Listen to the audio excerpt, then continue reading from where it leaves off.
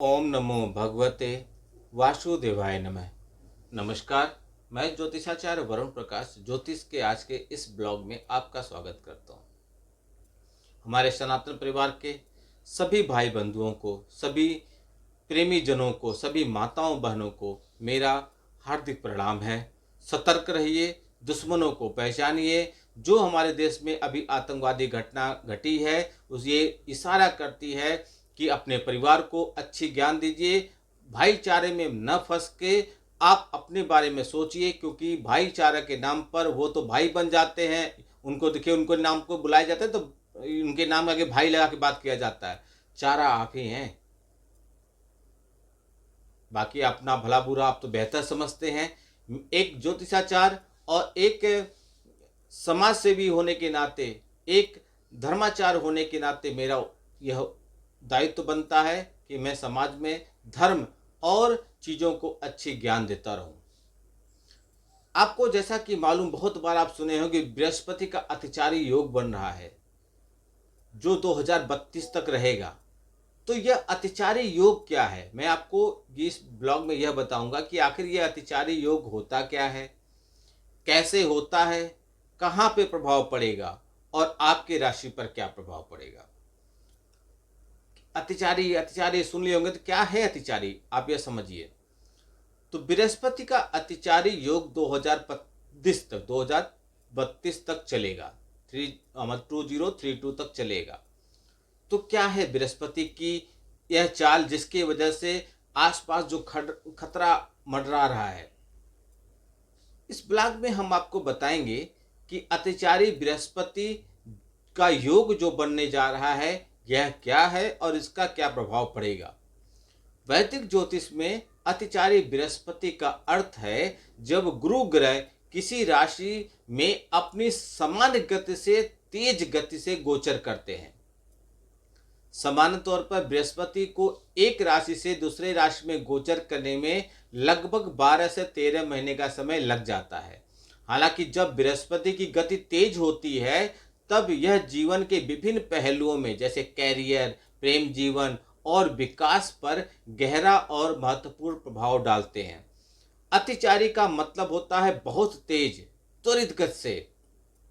बृहस्पति बुद्धि, समझ और सौभाग्य के प्रतीक हैं। इसलिए जब यह गति तेज करते हैं या तेज गति से चलते हैं तो इसका गंभीर परिणाम देखने को मिलता है। इस समय बृहस्पति ज़्यादा तेज गति से चल रहे हैं, जिस वजह से बृहस्पति अपने प्राकृतिक कारक को, जो उनका नेचर है, उसमें कमी लाएंगे। हालांकि इस तेज गति से चलने की वजह से वह आपको गलत जानकारी भी देंगे, जिससे आप गलत तथ्यों पर भरोसा करेंगे और कुछ ऐसे फैसले कर लेंगे जो सामान्य परिस्थितियों में नहीं होगा। यह गोचर प्रगति, सुख सुविधाओं और संपन्नता भी प्रदान करेगा। जब जब बृहस्पति अतिचारी हुए थे तब तक इस हमारी पृथ्वी पर कुछ बड़ी बड़ी आपदाएं देखने को मिली थी।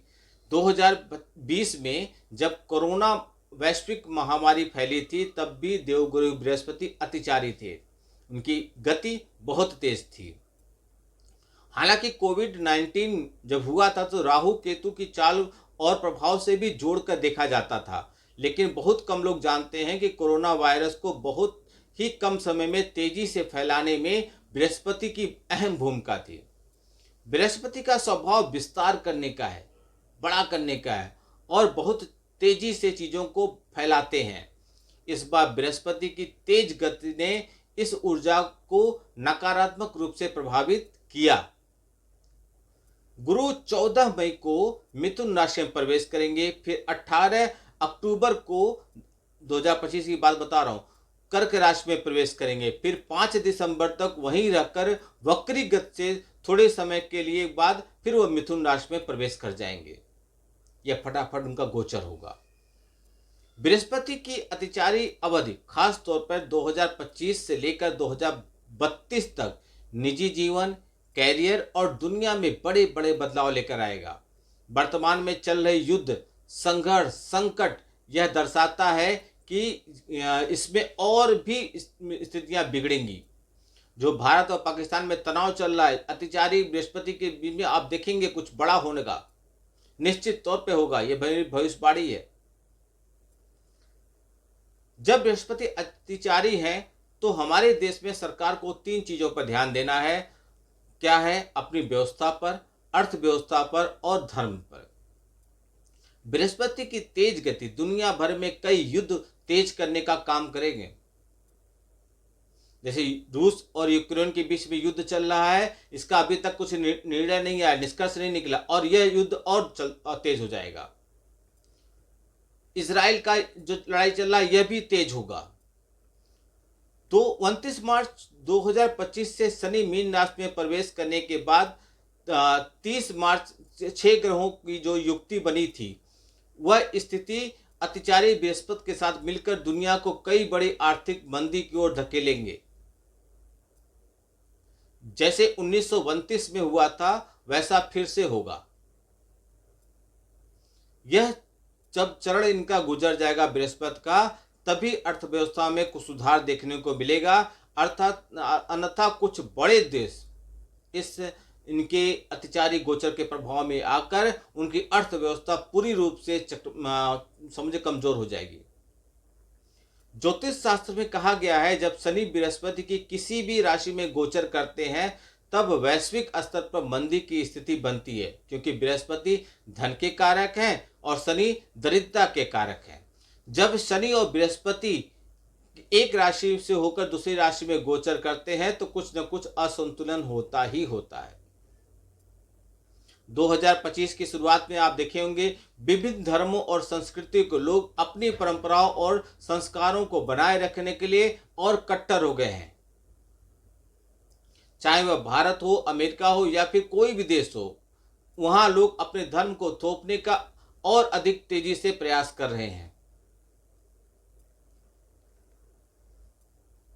लोग अपने समुदाय को प्राथमिकता दे रहे हैं।